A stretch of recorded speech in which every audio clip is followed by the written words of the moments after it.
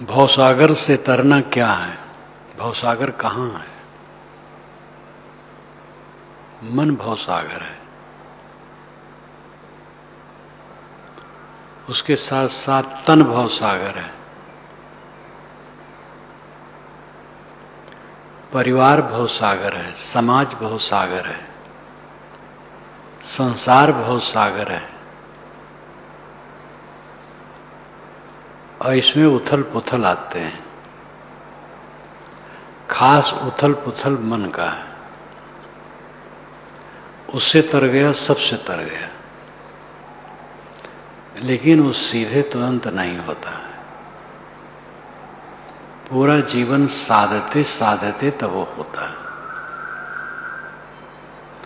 अपने मन के भवसागर को जीते, तन के भवसागर को जीते, परिवार समाज के भवसागर को जीते, संसार के भवसागर को जीते, राजनीतिक जो उथल पुथल आती है उसके लिए उसके भवसागर को जीते।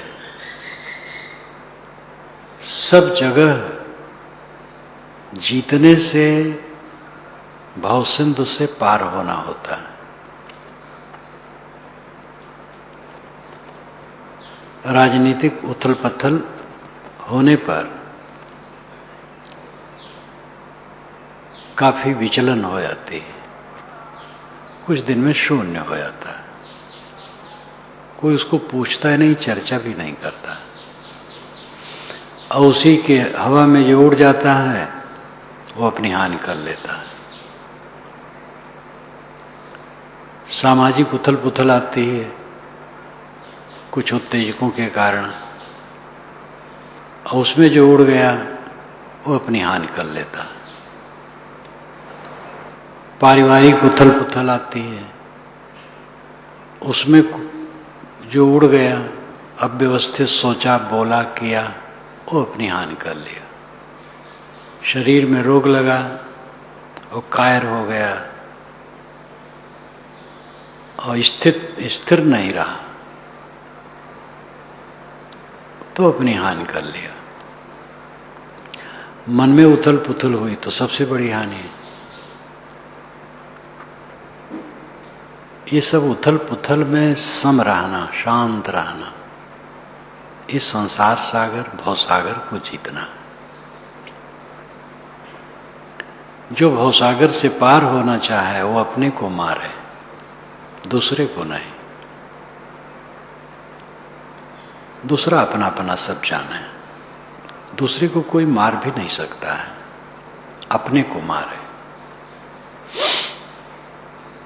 गीता में जो लिखा है,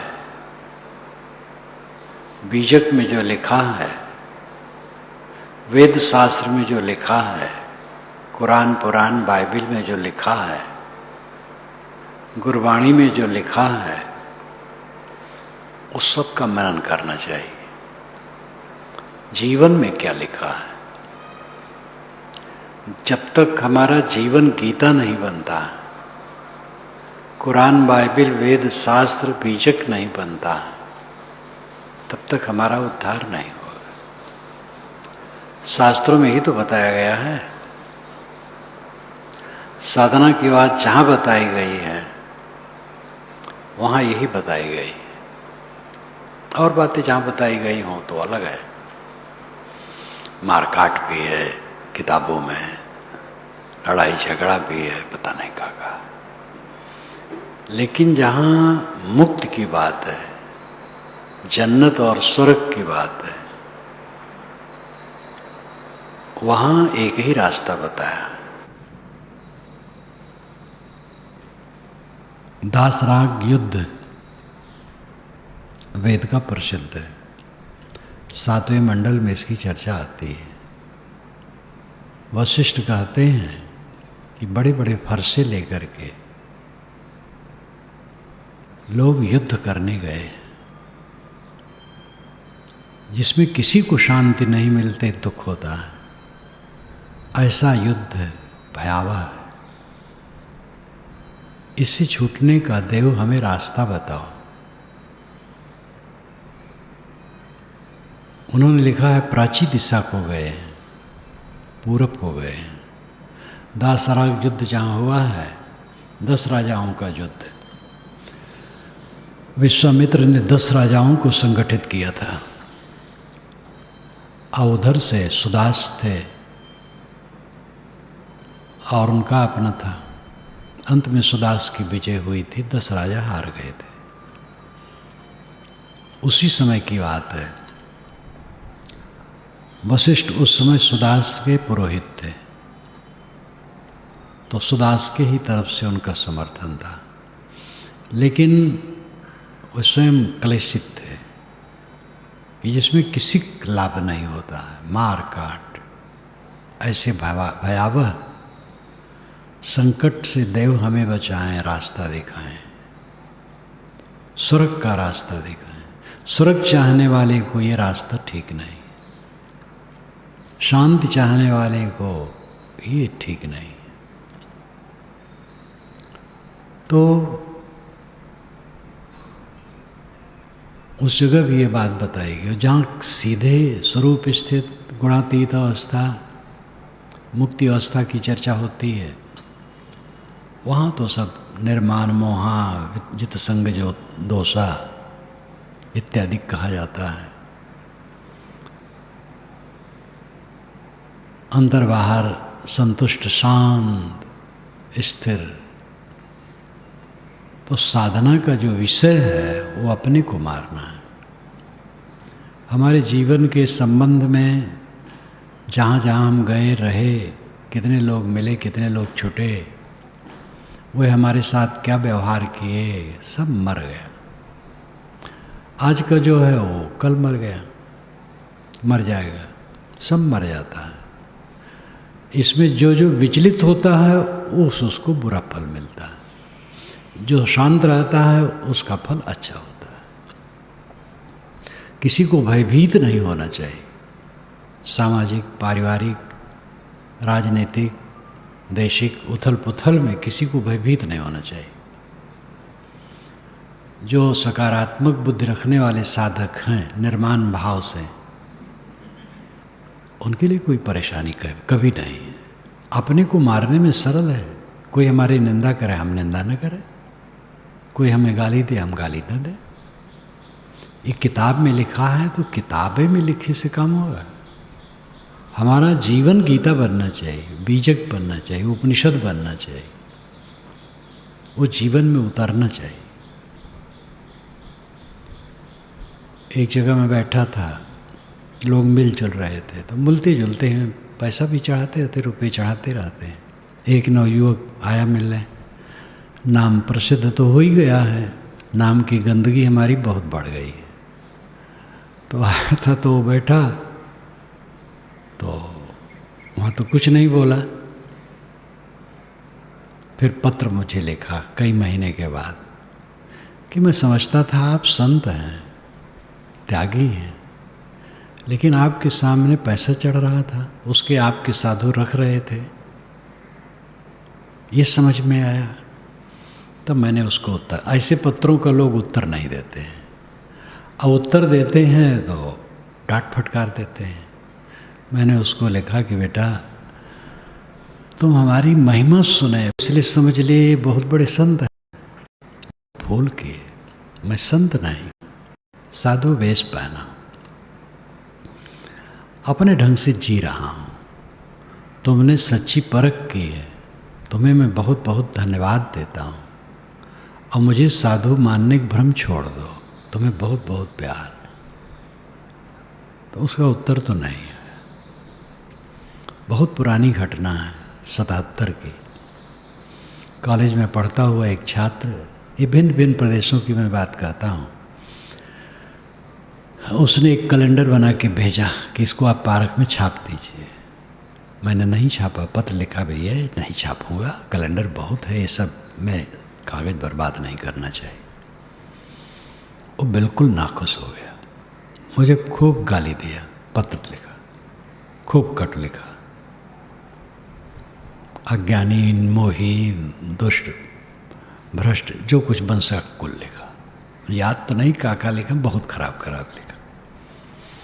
अब इतने में इसको इतना उत्तेजित नहीं होना चाहिए, लेकिन अब बुद्धि उसकी, मैंने उत्तर लिखा, नाम तो अभी भी याद है, प्रिय बेटा नाम मुलाकात नहीं थी, लिखा आशीर्वाद लिखा, तुम्हारा पत्र मिला, तुमने मुझे निर्देश किया, तुम्हें बहुत बहुत धन्यवाद है। जो तुमने लिखा वो सब है वो मेरे में, त्रुटियों के अलावा मेरे में कुछ नहीं। तुम्हारे द्वारा जो सावधानी मुझे मिली है, मैं बहुत तुम्हारा उपकार मानता हूँ। बहुत बहुत प्यार, धन्यवाद, पुनः आशीर्वाद। जब मैं वहाँ गया, संयोग था शाहरा अग्रसेन भवन में मेरा प्रवचन चल रहा था, प्रवचन समाप्ति पर था, इससे आधा हाल था, 100-200 लोग बैठे थे। वो लड़का आया, मुझे कुछ आभास हुआ ये लड़का हो सकता है, नहीं भी होता है लेकिन मुझे आभास हुआ। प्रवचन समाप्त हुआ, अपने कक्ष में गया, वहाँ हो गया, मेरे दोनों पैरों को पकड़ करके लिपट करके फूट फूट के रोने लगा। तो मैं समझ गया, तो मैंने नाम लिया, बेटा तुम वही हो? हाँ महाराज वही हो। और फूट फूट के रोने लगा, हिचकी बधी रही। मैंने कहा शांत हो जाओ, बैठो, क्या हो गया? कि महाराज आपका पत्र उत्तर आया, मैं था नहीं, कॉलेज में था, और दराज के रास्ते से पत्र डाल दिया डाकिया ने। मैं आया, खोला, देखा, तो मैं तो सोचा था आप उत्तर क्या देंगे इसे गाली गुप्ता पर। तो पत्र मिला तो लगा कि आप भी फटकारे होंगे। जब खोला तो पढ़ करके मैं खाट पर गिर गया, बहुत रोया। महाराज मेरे उद्धार का रास्ता क्या है? मैंने कहा उद्धार तुम्हारा हो गया, घबराओ ना, जो तुमने लिखा है वैसा मैं हूं। हाँ तुमने सभ्यता का बर्ताव नहीं किया, लेकिन सत्य कहने में सभ्यता का बर्ताव छूट जाता है। तुमने सत्य कहा तो और रोने लगा, तो मैं चुप हो गया। फिर जगह जगह मिलने लगा, प्रेमी हो गया। अब तो काफी उम्र हो गई होगी। भरी सभा में, बहुत बड़ी सभा में, जहाँ बहुत आचार्य महंत इकट्ठे थे और भीड़ थी हजारों की, बड़े शान से सब कार्य काम हो रहा था। अब मेरा सम्मान उसमें सबसे ज़्यादा मेरा सम्मान, और कोई मेरे लिए अलग से कुछ नहीं था, लेकिन अब भावना को मैं क्या करूं? समाज की भावना, जो करवा रहे थे उनकी भावना, किसी भावना को मैं क्या करूं? तो एक बड़े आचार्य आए, वे समझे कि अब बड़े आचार्य थे, उनका होना चाहिए था, लेकिन अब उन पर लोग परवाह नहीं करते थे। अब परवाह मेरे लिए भी कुछ विशेष थोड़े था, लेकिन अब सबके अंदर की भावना विस्पर्क है, और उसको हम क्या करें? जब खड़े हुए बोलने के लिए, तो आधा पौना घंटा उन्होंने मुझे गाली दी, नाम नहीं लिया, सब जाने, सब दुखी हुए। जब खत्म हुआ उनका, दूसरे संत बोले उसका उत्तर दिए, सब समाज खुश हुआ उनके उत्तर से। मैं बोला, मेरा अंतिम था, रात थी, उनकी बात का मैंने कोई स्पर्श नहीं किया, सहज बोला, बीच में हंसी विनोद भी आया, कहानियाँ भी आईं। जब उठा तो उनका शिष्य मेरे पीछे बैठा था, उसने पैर पकड़ लिया, मैं पैर छुड़ा के आगे बढ़ गया, मेरे साथ साथ चलने लगा। मैंने कहा मेरे साथ क्यों चलते हो? कि आपका साथ छोड़ने मन नहीं कहता, आप सुने नहीं जो हमारे गुरुजी कहे हैं? मैंने कहा सुन के भी नहीं सुना। और दूसरे दिन उन आचार्य महोदय को कोई नहीं बुलाया, जो आयोजक थे वो भी नहीं बुलाए, खास तो वही थे, लेकिन वो भी नहीं बुलाए। पूरी सभा हुई, सत्कार हुआ, विसर्जन हुआ, चारों तरफ उनकी निंदा हो रही थी, टेंट में हमारी प्रशंसा हो रही थी। हमने प्रशंसा के लिए नहीं किया, हमें भवसागर से तरना है। कोई क्या कह दिया क्या होता है? अगर हमारा मन क्षुब्ध हो तो भवसागर में डूब गया। कहने वाले के पास वही था तो कहे क्या। वस्तु अपना रस टपकाती है। मीठा रस से कोई वस्तु है तो उसमें भी मीठा रस टपकेगा। कड़वा रस किसी वस्तु में है तो वो टपकेगा। तो भवसागर क्या है? यही सब तो भवसागर है। मैं एक प्रदेश में था, एक साधु ने कहा, साहब अमुक संत आपको बहुत बुरा कहते हैं, बड़ी निंदा करते हैं, दुख होता है, उनको आप समझा दीजिए, आपके पास आते हैं। मैंने कहा कि वो जितनी मेरी बुराई जानते उतने कहते होंगे, और जब मेरी सारी बुराई जानेंगे तो उनको बहुत कहना पड़ेगा। तो हंसने लगे, कहे तो कोई समस्या नहीं है। उनकी समस्या है ही नहीं है। जो भवसागर से तरने की अकल रखे उसके पास समस्या नहीं। समस्या तो अहंकार में है। मिलते थे वो, उसके पहले भी वहाँ मिले थे, कई दिन था। वहाँ से दूसरे गांव जाना था तो आए वो। उनकी उम्र उस समय 75 से ज़्यादा रही होगी, 80 के करीब, बुजुर्ग थे। तो आए हाथ जोड़ के, सामने तो हाथ जोड़ते थे, विनय करते थे, सब करते थे। साहब वहाँ पर चलेंगे तो रास्ते में हमारी कुटिया पड़ेगी, रुक लीजिएगा थोड़ा। हम कहे रुक, कोई बात नहीं। गया, खाट बिछाए थे, बैठ गया, और साधु भी बैठ गए। सबका उन्होंने पूजा सत्कार किया, आरती की, चरणोदक लिया। चरणोदक मैं नहीं देना चाहता हूँ किसी को, महाप्रसाद को तो बंदे करवा दिया, चरणोदक का भी बंदे जैसा करवा दिया। मैं कहीं नहीं चाहता हूँ मेरा कोई चरणोदक गोड़ धो के पिए। दीक्षा में तो अनिवार्य था, जो दीक्षा ले चरणोदक लेता है। कितनी दीक्षा होती, चरणोदक कुछ नहीं। साथियों को रोक देता हूँ, इसका इशारा नहीं करना। अब कोई अपने तरफ से वैसा है तब मजबूर हो जाता हूँ। उन्होंने चरणोदक भी लिया, हाथ जोड़ के खड़े हुए, बंदी छोर हमारे लिए कुछ हित की बात बता दीजिए। कुछ बता दिया। अब कहता कि भाई तुम्हारी बुराई करते हो, हम क्या तुम्हारे हित की बात बता सको, तो बेकार की बात होती। मैं कुछ कह दिया, उठ के चल दिया। वह साधु वहाँ थे जो हमसे कहे थे इनको समझा दो। वो कहे तो भीगी बिल्ली बन गई सामने। हम कहे नहीं, ऐसा ना कहो। उनका विचार है। सत्कार जब करते हैं उनका विचार है, तिरस्कार करते हैं उनका विचार है। हमें क्या रहना चाहिए? हम तो सबकी कही, मोको कोई न जान। मोको कोई न जान, इस वाक्य में क्या कम पीड़ा है? सोचने से मीठा लगता है। हम तो सबकी कही, मोको कोई न जान। मुझे कोई जान ही नहीं पाया, लेकिन तब भी अच्छा, अब भी अच्छा, जुग जुग हो नयान। तब भी अच्छा, आज भी अच्छा है। मैं जुग जुग आन नहीं हो सकता, दूसरा नहीं हो सकता। ये भवसागर से तरने की दृष्टि है। ये कहने वाला कविता में नहीं लिखा है, जीवन में लिखा है। कविता में पीछे आ गई है।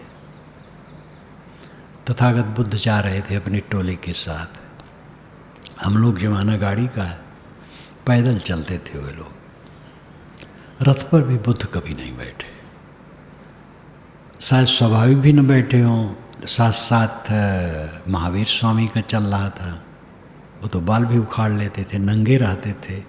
आज भी जैनी पैदल चलते हैं। उसके नाते भी शायद वो सोचे भाई हम लोग रथ पर चलेंगे तो ये लोग बड़ी बुराई करेंगे। वे तो मध्यम मार्गी थे तथागत, लेकिन पैदल चलते थे। झुंड उनका चल रहा था, पीछे एक साधु झुंड चल रहा था, उसमें बुद्ध की बुराई हो रही थी। तो कोई सुना तो आके कहा कि भगवान, वो पीछे जो झुंड आ रहा है उसमें आपकी बुराई हो रही है। कहे तो उसमें क्या फर्क पड़ता है, उनके पास जो है कहते हैं। और शांत होके चले गए। ये जीवन है, भवसागर से तरना ही है। एक जगह लिखा है रांगे राघव ने, महावीर स्वामी को और मखली गोसाल को एक कुएं में कोई ढकेल दिया। महावीर स्वामी तो सच्चे विरक्त थे। मखली उसाल भी अपने ढंग से थे, लेकिन बराबर नहीं थे। वे बल्कि उनकी ज़्यादा नकल करते थे। महावीर से कहें कि तुम जहाँ जाते हो भिक्षा पाते हो, मुझे कई जगह गाली मिलती है। तो महावीर स्वामी कहें कि अपना कर्म फल भोग है साधु। तो कहे कैसा आदमी है, ये भी नहीं कहता है कि वो लोग बड़े खराब हैं जो तुम्हें भिक्षा नहीं देते हैं, तो मुझे ही कहता है कि तुम साधु। दोनों थे, दोनों को किसी ने ढकेल दिया एक कुएं में। कुएं में पानी नहीं था, तनिक तनिक था, दोनों ही पड़ गए। मखली कोई पीटा भी था।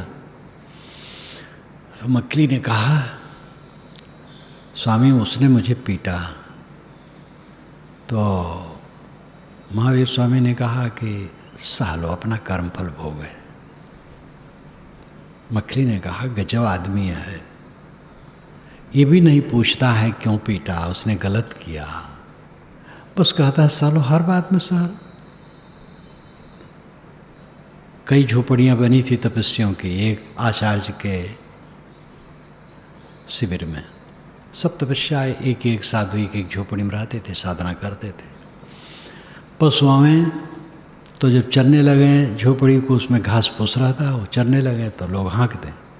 महावीर स्वामी नहीं हाँके, उनकी झोपड़ी चर जाए। तो आचार्य ने कहा भाई कैसा आदमी है महावीर, आखिर ठाकुर घर का लड़का है, कुछ तो जोश भी तो चाहिए। और पशु नहीं हाँक सकता है, वो पशु भी नहीं हाँके, चल ले।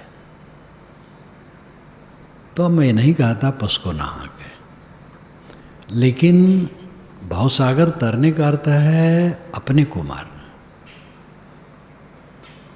अब हम उलझते रहेंगे कि लोग हमें क्या कहे,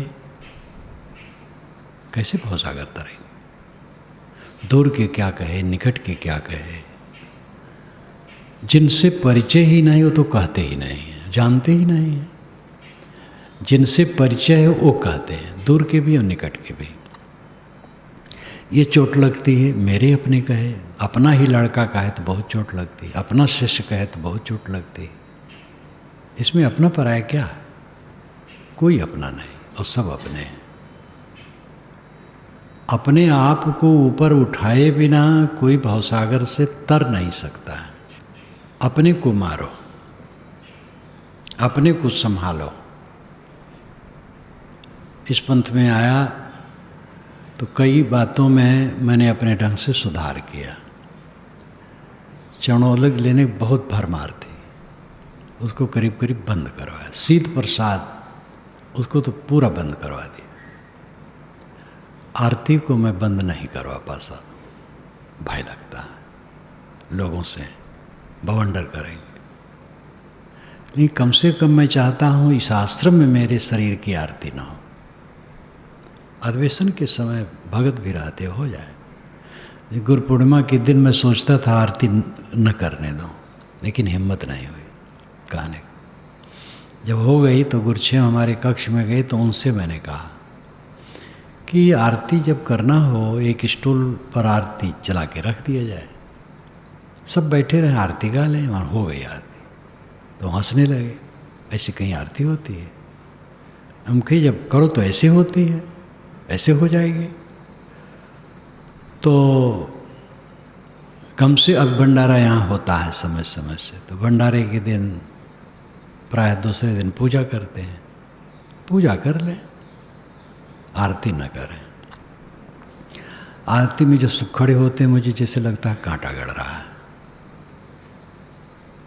इस देह की आरती करवाना हमें पाप लगता है। क्या एक कूड़े कचड़े की आरती करवाएं? गुरुछेम से तो मैंने कहा तो वे खंडन किए। 4 वर्ष अब हो रहे हैं, 4था वर्ष लगा है। जन्मदिन मनाने का प्रचलन हमारा शुरू हो गया हमारे लिए। एक सज्जन ने बहुत खोज खाज करके हमारे तिथि मिथि सब उत्साह से किया, कहीं यहाँ भी संदेश दिया, यहाँ भी शुरू हो गया। शुरू तो हुआ, एक हमारे ब्रह्मचारी थे पंजाब की तरफ रहते हैं, वो बहुत पीछे पड़े आकर के। साहब हम वहाँ वेदांतियों में देखता हूँ गुरुओं की जन्मदिन इतना मनाया जाता है जोश खरोश से, और बड़ा बड़ा जलसा करवाया जाता है। यहाँ हम भंडारा तो कर सकते हैं, क्योंकि भंडारा करके क्या कर, बहुत डांटा। वो हिन करता रहा बच्चों के सरी का। मैंने कहा चल भाई जा। तो बस वही भाव भगत में साधु रीझ है, तीनों निपट अनारी। राग रंग में दुनिया रीझ है, चटक मटक में नारी। भाव भगत में साधु रीझ है, तीनों निपट अनारी। राग रंग में दुनिया रीझती है, और चटक मटक में स्त्री रीझती है, और भाव भक्ति में साधु रीझते हैं, तीनों निपट अनाड़ी। मैं भी अनाड़ी। और कहा जा भाई कर। वो देने लगे रुपया। उस समय भंडारा होने लगा जन्मदिन पर। फिर यहाँ के लोग उत्साहित हुए, उसको और बढ़ा दिए। फिर उत्साह हुआ, शाम को बैठक शुरू हो गई जन्म के दिन। अब बैठक में क्या करते हैं लोग, आभास तो होता था बड़ा ये करते होंगे, लेकिन जब तक कान में न आवे तब तक प्रभाव नहीं पड़ता है। बैठक में मुझे अंत में जाना पड़ता था, उस दिन पूजा करते रहे। तो मैं जब जाता था तो मृत्यु पर बोल देता था, जन्म पर नहीं। मृत्यु निकट है, ये सब कुछ समझना चाहिए। 3 वर्ष हुए, अब चौथा लगा है।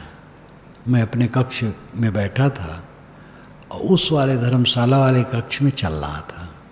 वही दिन था, और उस दिन खुली आवाज़ आ रही थी, तो मैं सुन रहा था। तो मुझे सब कांटा के समान लगा। जो मेरी प्रशंसा की जा रही थी, मुझे कांटे के समान चुभे, लेकिन कुछ कहा नहीं। सभा में गया, मृत्यु पर बोल दिया। साल भर के बाद मैं कलकत्ता में था, तो अपने पास के साधु से देवेंद्र रहे। मैंने इनसे कहा कि भाई ये बंद करना चाहिए, कम से कम सभा बंद हो जाना चाहिए, ये ठीक नहीं। सभा करें, ज्ञान विचार की बात कहें, ये हमारे देह, सड़ी देह की बड़ाई ठीक नहीं। यहाँ आया, थोड़ा कहा, गत बरस इसको कड़े रूप में लिया कि एकदम बंद होना चाहिए। नाम भी नहीं, ना भंडारा, ना बैठक, नाम भी नहीं, भूल जाना चाहिए किस दिन जन्म हुआ। तो जहाँ तक हिम्मत कर पाता हूँ उसको रोकता हूँ। ये शरीर पाप का घर है, सड़ा हुआ है।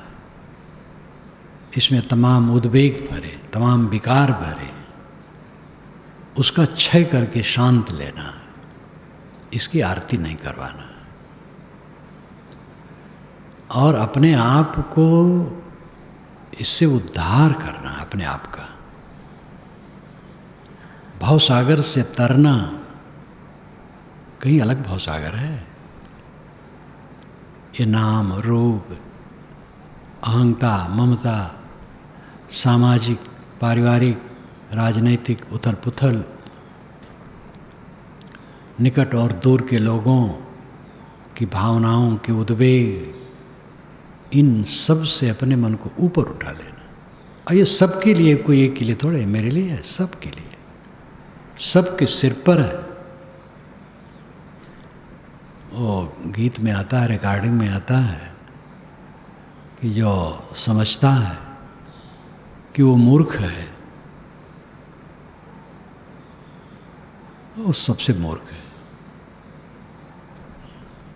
दूसरे को मूर्ख समझ लेना तो बहुत सहज है। दूसरा आदमी अविवेक पूर्वक काम करता, बुद्धि उसकी ठीक नहीं है, आचरण ठीक नहीं।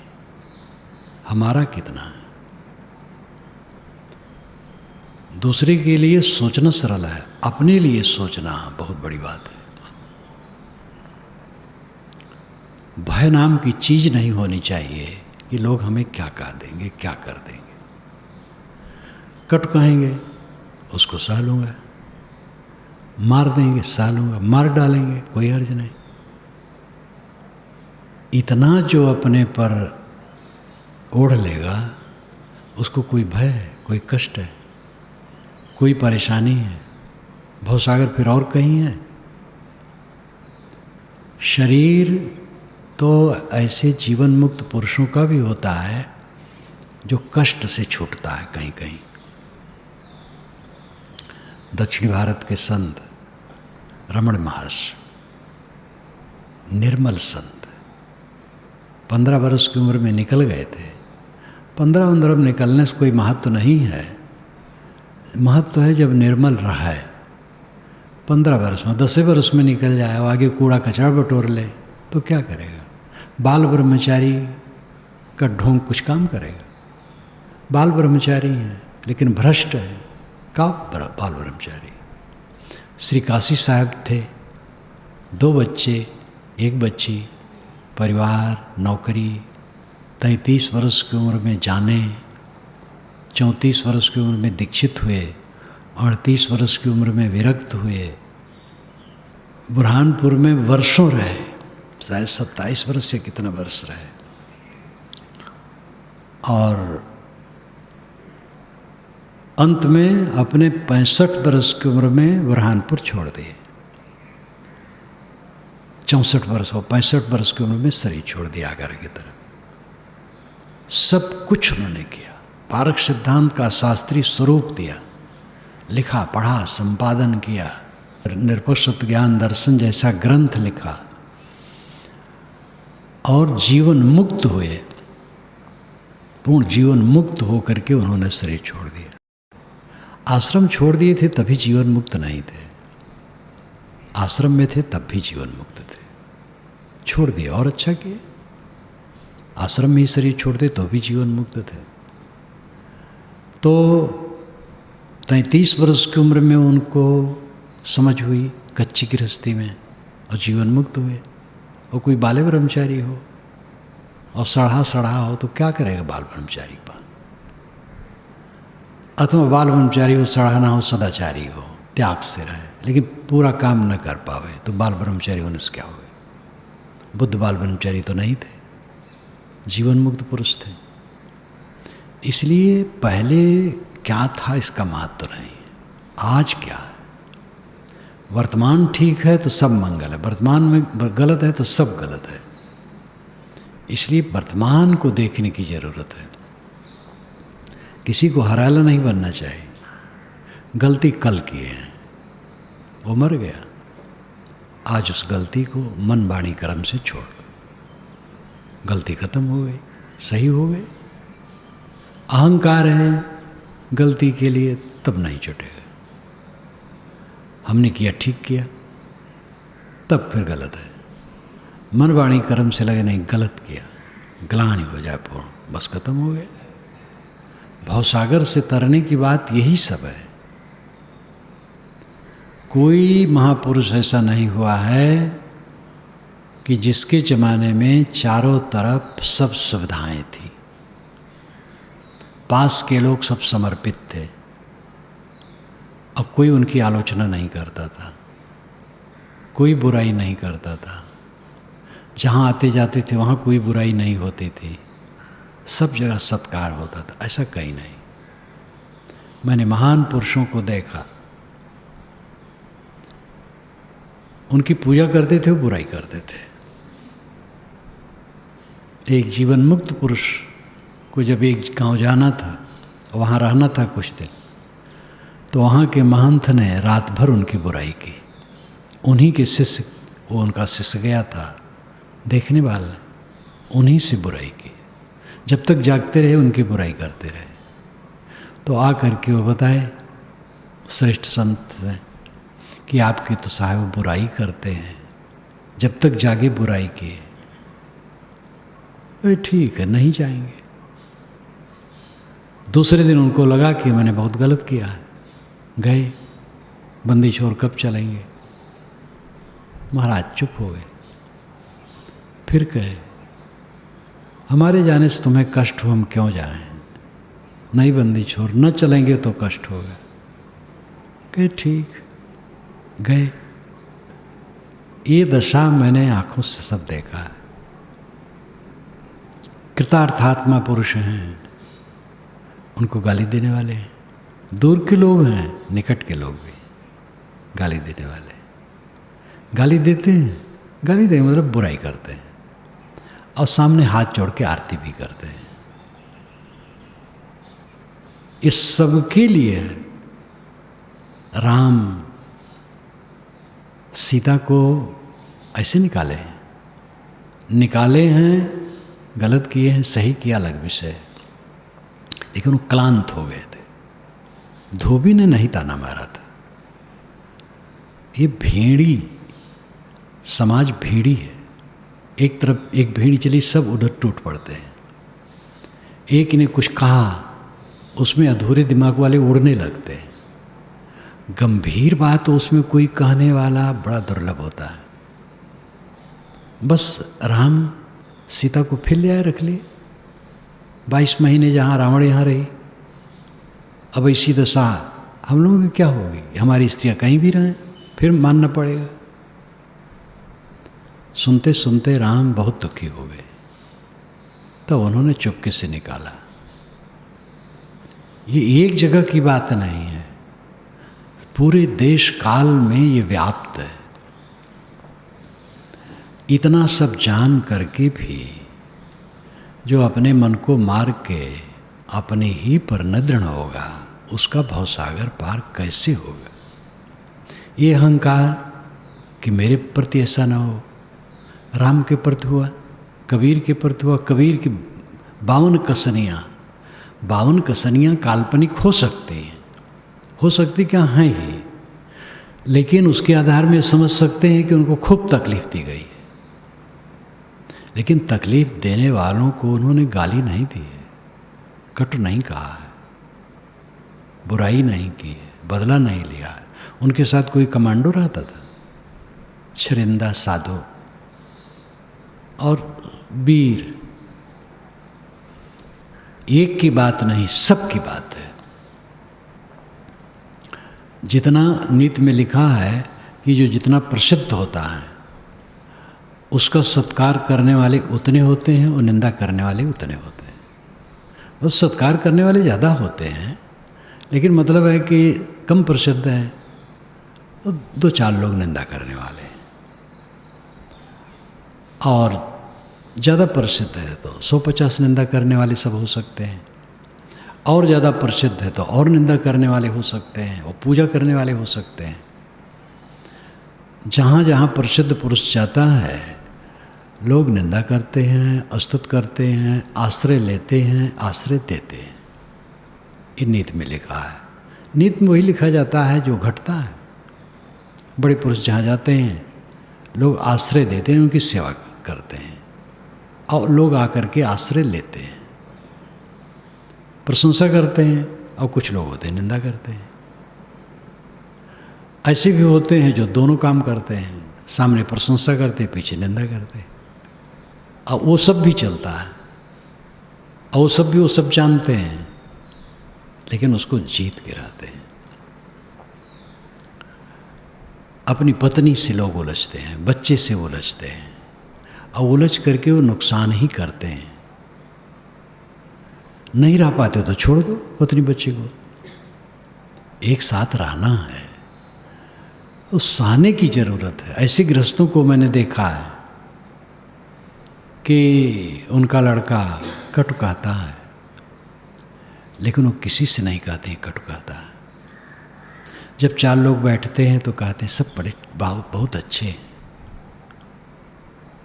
बुराई करता है हमारी, लेकिन वे नहीं कहते हैं कि हमारा लड़का हमारी बुराई करता है। ऐसे मैंने गृहस्थ भक्तों को देखा है, और अभी भी संपर्क पड़ता है, प्रभाव पड़ता है उनका। सब जगह से प्रभाव लेना चाहिए। हमारे ही साधु धर्मेंद्र और गुरुभूषण गए श्रीपति जी से मिलने के लिए, उस समय शायद नगर आयुक्त थे। यही लोग बता रहे थे कि जब लोग आए तो कोई कुछ कहे, कोई कुछ कहे, उल्टा पलटा, अपना अपना काम के लिए। कोई कुछ जिद्दा आ रहा है, वो शांत सुनते रहे। अब एक तरफ से कहाँ तक कोई कहा, सब चुप है। तो अपना कबीर साहब का हो प्रवचन सुनाने लगे सबको वाणी। सब ठंडे हो गए बेचारे। तो ये लोग निकले कि ऐसी अवस्था में तो हम लोग उत्तेजित हो सकते थे। इनसे तो बड़ी प्रेरणा मिली। इन लोगों ने ही मुझे बताया, कोई साधु भेष धरे हो वही रहनी में रह सकता है, और धोती कुर्ते फुल पैंट शर्ट में वो नहीं रह सकता है, ऐसी बात नहीं। रहने में जो रहे वही रह सकता है। न फुल पैंट शर्ट कुछ काम नुकसान देगा, और न अचला लंगोटी हमारे लोगों को फायदा करेगा। काम करेगी रहनी। अचला लंगोटी पहन करके तो और अहंकार घिरता है। हम सब साधु हो गए, साधु हो गए, गुर्राने लगे, सबसे बड़े हो गए। अब अंदर में कितनी साधुता है, कितनी समझ है, इसका तो हो सवाल से नहीं। कहावत है, सौदा करे दुकान धरे ना, फकीरी करे फकीर बने ना। फकीरी करे फकीर न बने। साधु वेश धर लेने का मोह कि साधु वेश धर लें झट से, क्या इसमें धरा है? कभी भी इसी लालसा नहीं होनी चाहिए। मैं तो घर छोड़ा था तो बस एक ही संकल्प था, गुरु संतों के चरणों में पड़ा रहना, साधना करना, कोई कामना और नहीं। और वो कामना मेरी पूरी हुई। तो साधु वेश धर करके तो घमंड बढ़ता है, सावधान न रहो तो और पतन होता है।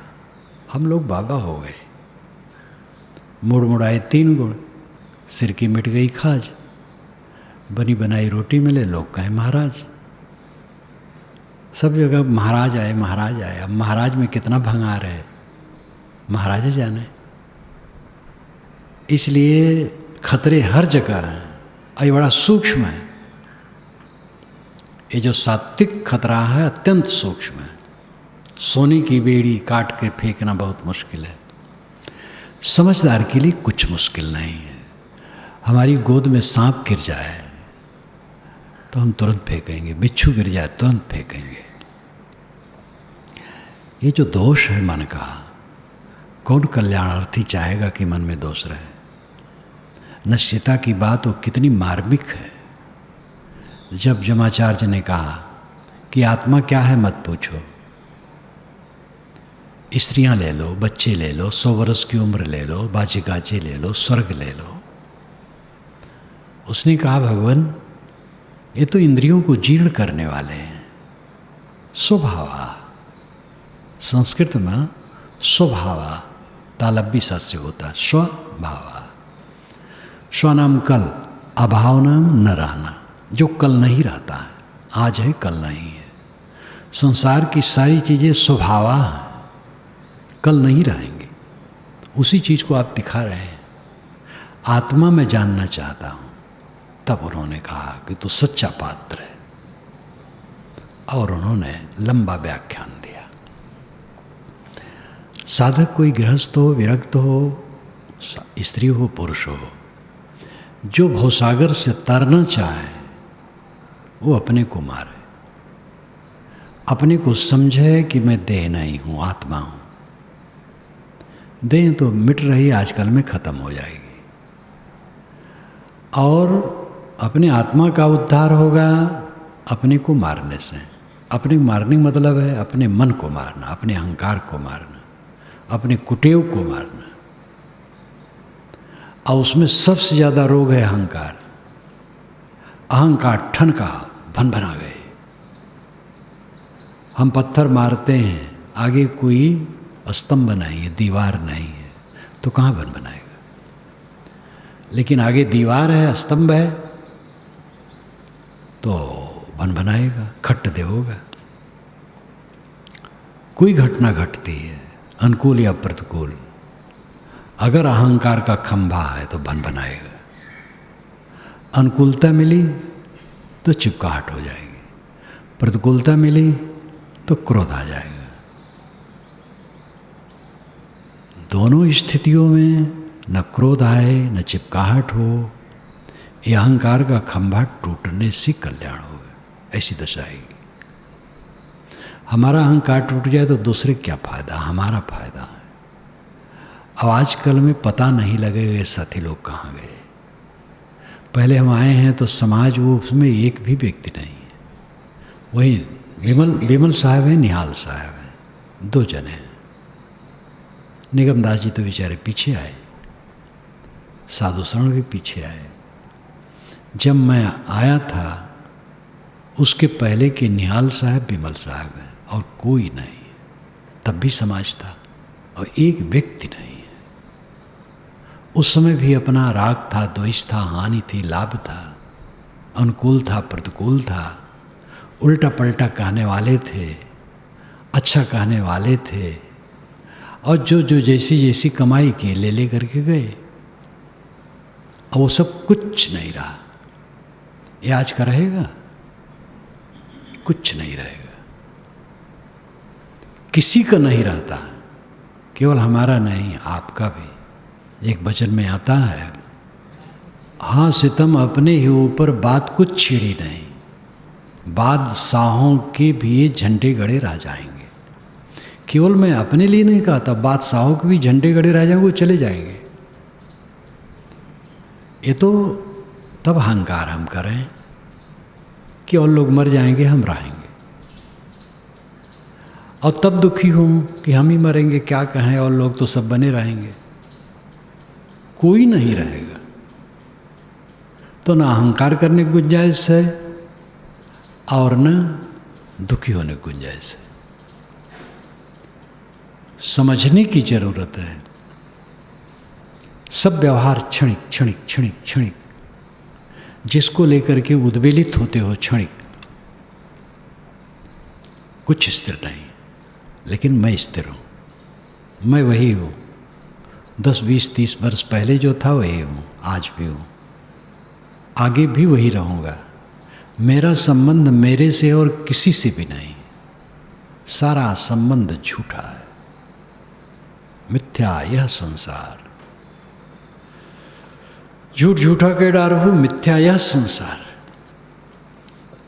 ये संसार मिथ्या, व्यर्थ है, झूठा है, सब झूठ मूठ का तमाशा है, दिखावा है। एक तमाशा, एक दिखावा। कव्वाली में गाया है, नरम नरम बिस्तर पर अपना आसन जमाना चाहते हो, सकरात को तो भूल गया।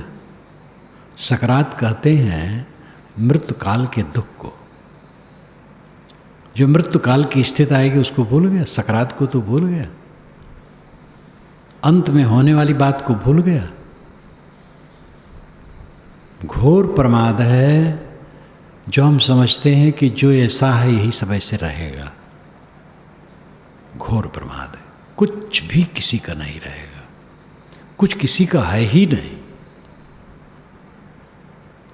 है अपना, आत्मा अपना है। वह धन्य है जो सब की बात सह लेता है और अपने आत्मा में रमता है। उसको चिंता नहीं है, भय नहीं है, शोक नहीं है। वो सुख की नींद सोता है रात भर और दिन भर अपना विवेक विचार से रहता है, पवित्र प्रसन्नता में रहता है। जो कला में रहता है वो सो नहीं सकता है ठीक से, वो शांति नहीं पा सकता है, उसका हित नहीं हो सकता है। दूसरे को धक्का दे करके हमारा कल्याण होगा। कोई धक्का में है, उसको संभाल पाओ तो संभाल दो, भले सेवा कर दो। धक्का दे करके हमारा कल्याण नहीं होगा। अपने को संभाले, किसी को धक्का ना दे। अपने अपने कर्म से धक्का खाते हैं लोग, खाते हैं, क्या किया जाए। हरदम अपने को संभाले। भवसागर से तरना क्या है? मन से तरना। एक मन से तर गए, भवसागर से तर गए। मन मूल है, मूल गहे ते काम है, तय मत भरम बुलाओ। जो मन में विवेक में जागृत है तो हान लाभ में वो द्वंद्व ग्रसित नहीं होता है। हान झूठी, लाभ झूठा। सामने ही बकवास कर रहा है, क्या होता है? वो घटना मैंने जो बताई थी, उसके पहले की घटना कलकत्ता की थी। वो बोल रहा था और मेरा वहाँ होते हैं। जब मैं पहुँचा तो फूल माला इतनी लोग चढ़ाए हमें, उसको एक भी नहीं चढ़ाए थे। तो फिर वो गाली देने लगा मुझे, नाम नहीं लिया, गाली देने लगा, खूब बोला, आधा घंटा तक खूब मुझे कटका। बहुत उद्दंड है वो। अब लोग कनकना गए। मैंने कहा भाई देखो, कुछ कोई बोलो मत, इशारा किया, सबको शांत रखा। जब खत्म हुआ तो मैं बोला, तो उसका स्पर्श भी नहीं किया। तो बहुत वर्षों के बाद एक प्रसिद्ध आचार्य मिले, कहे साहब मैं वहाँ आपका दास हो गया था। मैंने कहा आप वहाँ थे? कहे हाँ मैं था। मैं नहीं जानता था, वो कहीं बैठे रहे होंगे। जब उतना गाली दिया और आप मालूम होता सुने ही नहीं हैं, तो मैं आपका दास हो गया। मैंने कहा आपकी ये विशेषता है, मेरी विशेषता कुछ नहीं। मैंने क्या उपकार किया और क्या बड़ाई की? मैं क्षुब्ध होता तो मैं दुखी होता, अपनी मूर्खता ही पेश करता।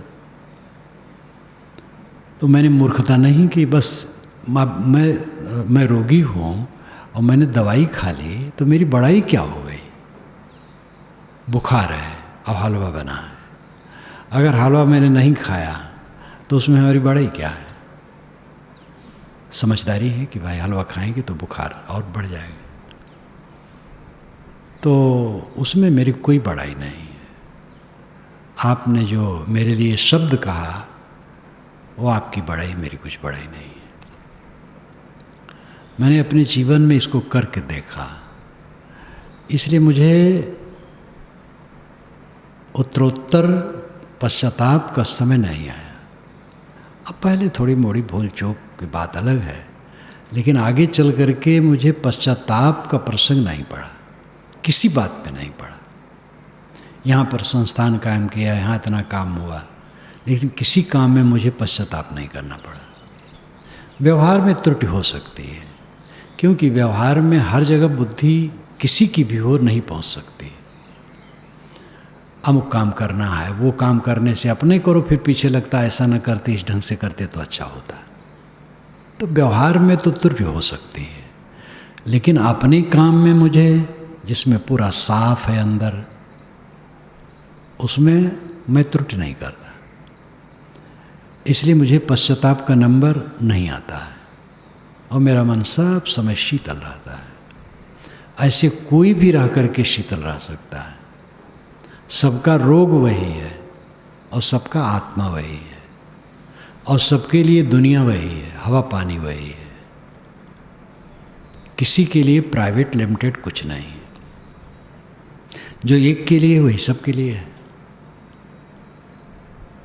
इसलिए भिन्न देश काल होते हुए भी बात वही रहती है।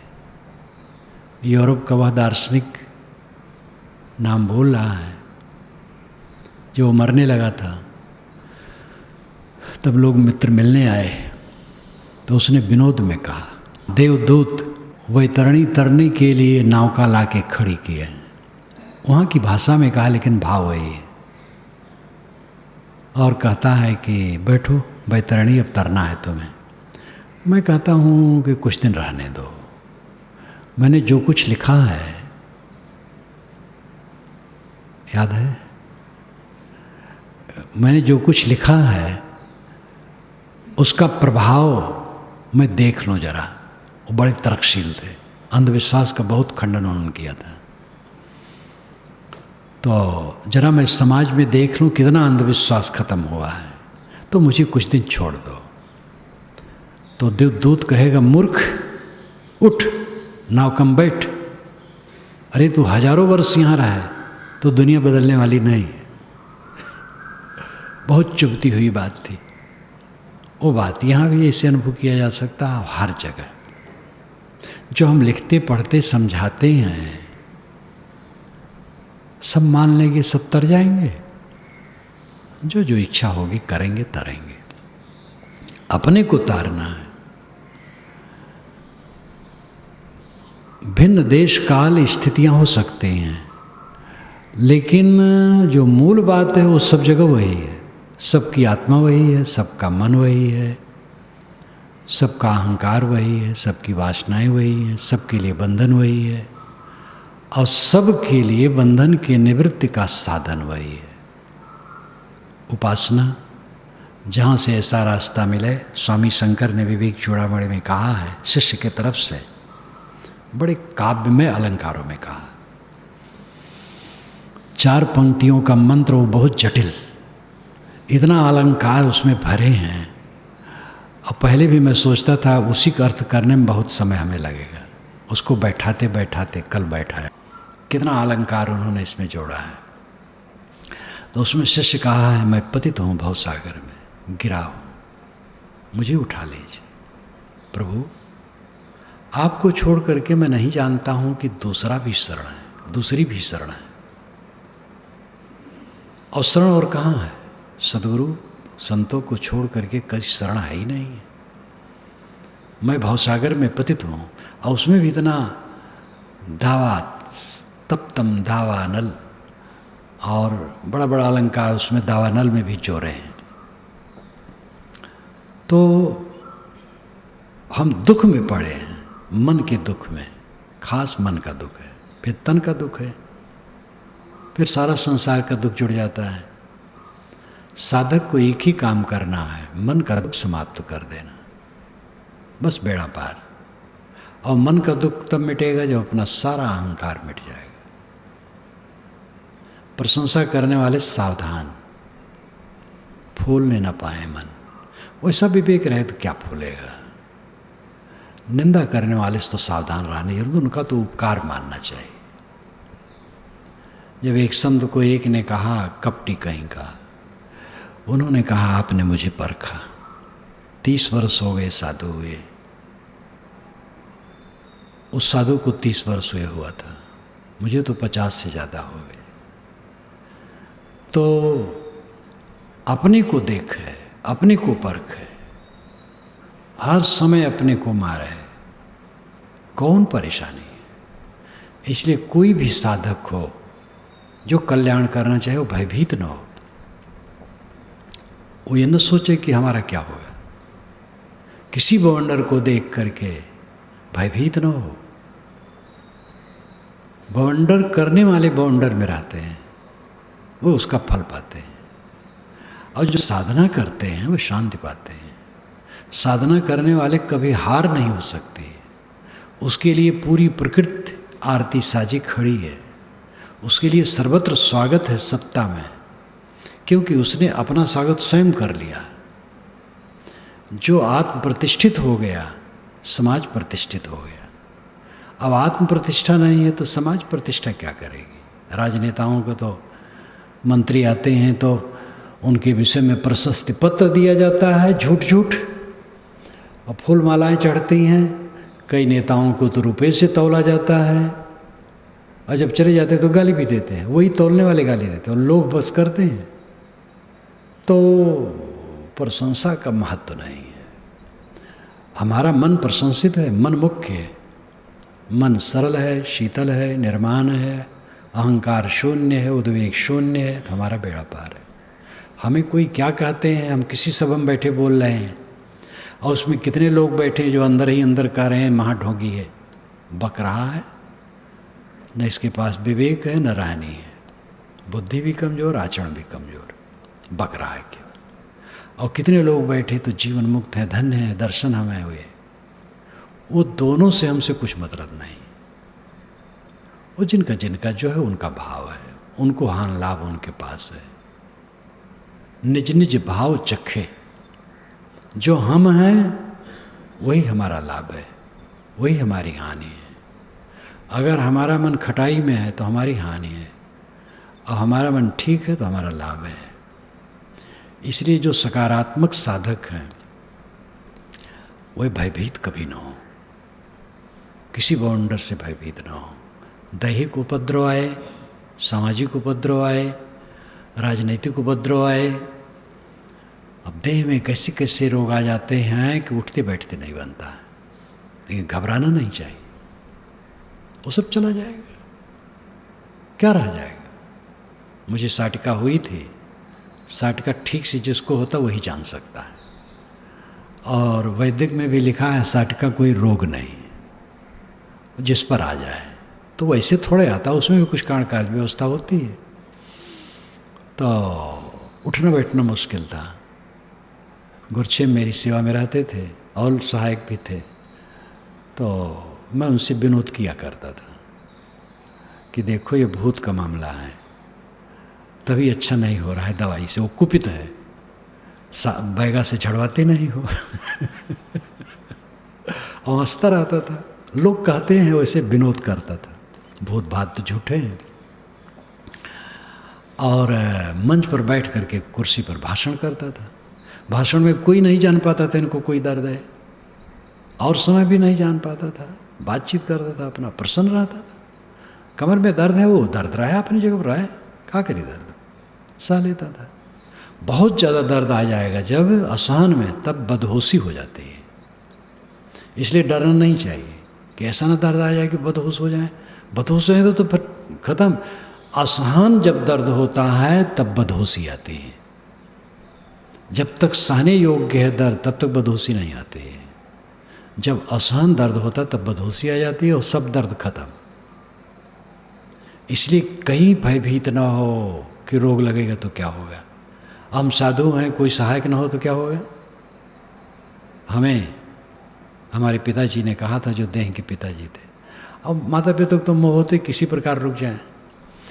अब साधु होने में अब बुढ़ापा आ गया, कोई आगे पीछे नहीं है, रोग है, कौन सेवा करेगा।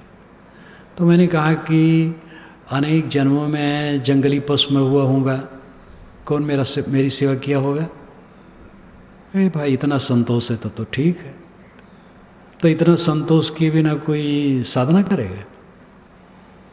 तो जब सब समय संतोष होगा हर बात में, जो कोई कोप भरे मुख बैना, सन्मुख हते गिरा सर्प पैना, तुलसी तऊ लेस रिस नाई, सो शीतल कहिए जगमाए। गोस्वामी जी भी बहुत कलाकार थे, और गोस्वामी जी का वैराग संदीपनी ग्रंथ है, अत्यंत महत्वपूर्ण है, जो मैंने तुलसी पंचामृत के आखिर में रखा है। इस पर ध्यान दीजिए। जो कोई कोप भरे मुख बैना, सन्मुख हते गिरा सर्प पैना। कोई क्रुद्ध हो करके सामने वाक बाण छोड़ रहा है, कठोर कठोर वचन कह रहा है। जो कोई कोप भरे मुख बैना, सन्मुख हते गिरा सर्पैना, तुलसी तो लेस रिस नाई। इतना अपने लिए सुन करके भी लेस मात्र क्रोध न हो, सो शीतल कहिए जगमाई। वो जगत में शीतल है। अति शीतल अति ही यमल सकल कामनाहीन, तुलसी ताहि अतीत गण वृत्त शांति लय लीन। अति शीतल, सब कामना से हीन, शांत वृत्त में लयलीन रहो। दुर्जन कटु कहते हैं, सज्जन सम्मान करते हैं। दुर्जन निंदा करते हैं, सज्जन प्रशंसा करते हैं। लेकिन कल्याणार्थी साधक दोनों में विचलित नहीं होता है। ये भवसागर से तरना है। बाहर भवसागर नहीं है, भवसागर मन है, खास मन है। केवल मन संभाल ले, तन संभल गया, समाज परिवार देश सब संभल गए। लेकिन सबका अपना अपना महत्व है। शरीर में रोग आया तो धैर्य, परिवार में कुछ उथल पुथल तो धैर्य, समाज में कुछ उथल पुथल तो धैर्य, राजनीतिक उथल पुथल तो धैर्य, व्यक्तिगत आकर के हमें कोई भला बुरा कहने लगा, धैर्य, सह लेना, सिर झुका लेना, सबसे हार जाना और अपनी वासना का क्षय करना। यही भवसागर तरने का रास्ता है। जो कर पावे ये करे। जिनको अहंकार हो और कुछ करने का, वो कर ही रहे हैं, सभी कर रहे हैं, वो वैसा करें। लेकिन जो विनम्र साधक हैं, जो भवसागर तरना चाहते हैं, उनका रास्ता यही है। सब ते लघुता बलि, लघुता ते सब हो, जस द्वितीया को चंद्रमा, शीश नवे सबको।